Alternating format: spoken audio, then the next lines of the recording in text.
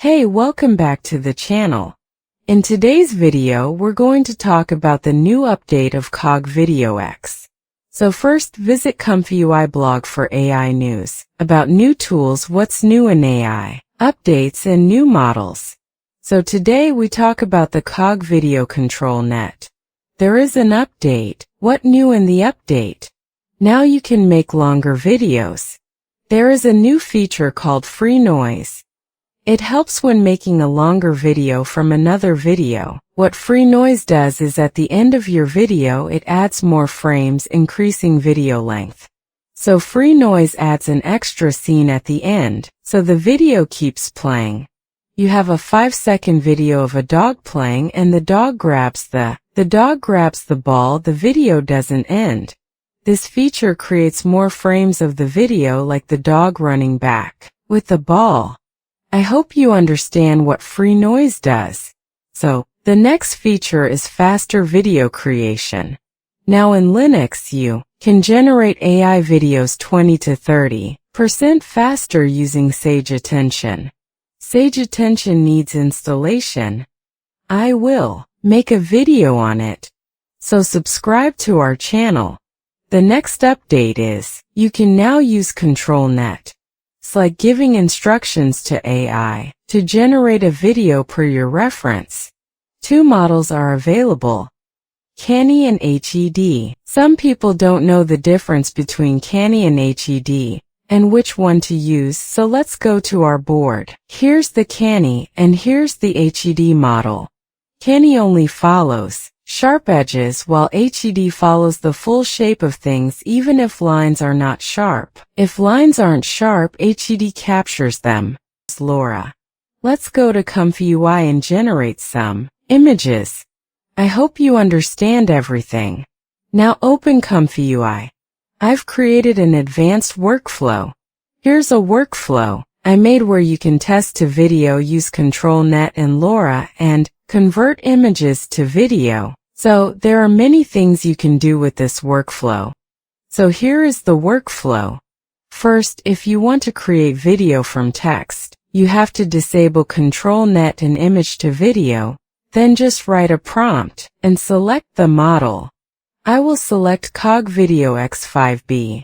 It is the model that converts text to video, so we have selected the model CogVideoX 5B. If you want to convert text to video, we have added our prompt in text encoder. Now run this model. One more thing. We have used a Google FP8 text encoder model for this workflow. So first we are going to test text to video. For this you have to disable this. Don't worry about it, just select the model CogVideoX 5B and add your prompt.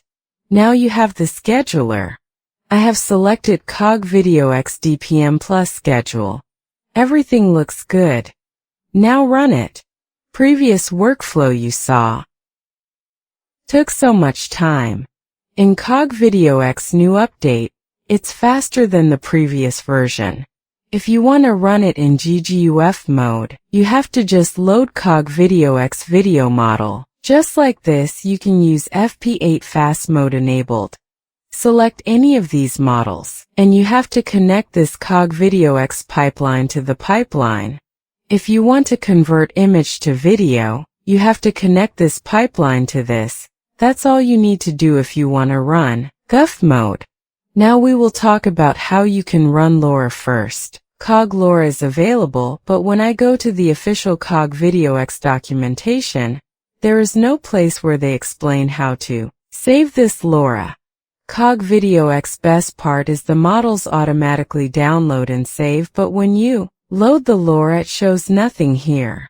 To add it, first download this file, go to your ComfyUI model folder, find CogVideoX, and create a folder, right-click a folder, Loras, and save the Lora here. That's all you have to do. No need to save and download CogVideoX for ControlNet. It will just select from here and automatically download. That's for the Lora. As our video is in the process of generating text to video, the video is finally generated. You can see how well it converts text to video. If we upscale it, we can fix the face and other details. We will discuss upscaling in another video. It uses a lot of VRAM.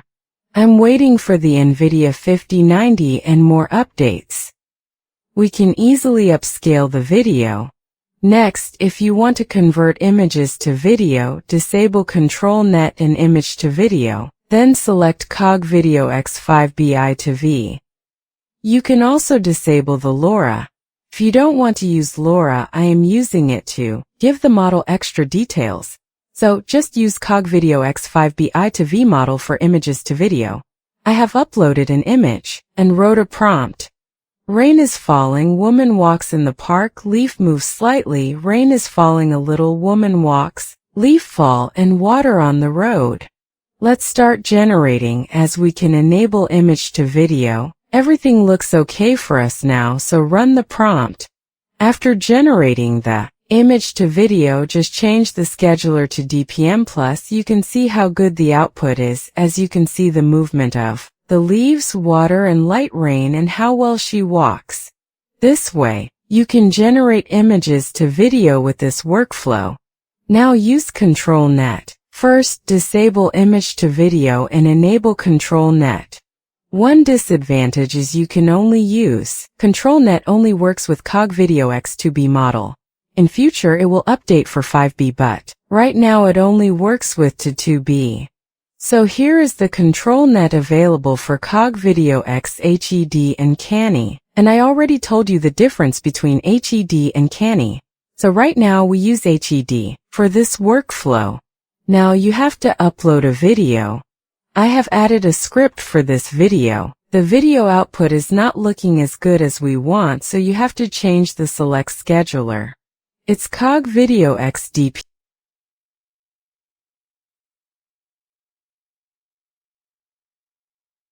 Scheduler. Now generate the video. Look how well it generated the video. It will improve more once we get the ControlNet update. And it starts working in CogVideoX 5B.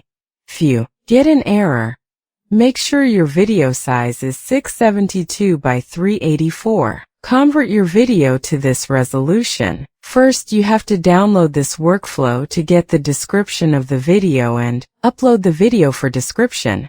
I am using this video for this tutorial. Right, describe the video. So we got the description of the scene. Just copy and paste that description. Now you can change the prompt however you want to modify it. I am using the same prompt that CogVideoX gave me. Now upload the video. Try generating a video. Doesn't look as good as we want.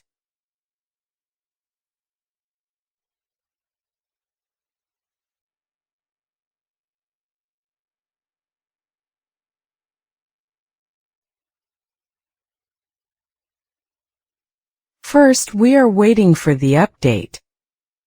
The how you can use this workflow. So that's all for today's video. If you like this video, subscribe to the channel for more videos like this.